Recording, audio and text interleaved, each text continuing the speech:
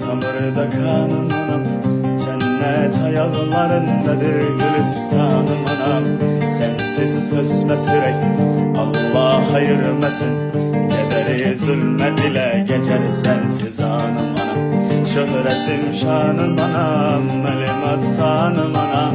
Ne kadar ifkanlar bitip bile gülşenlerinde, sen ki bir ömür fida eylemiş evladına.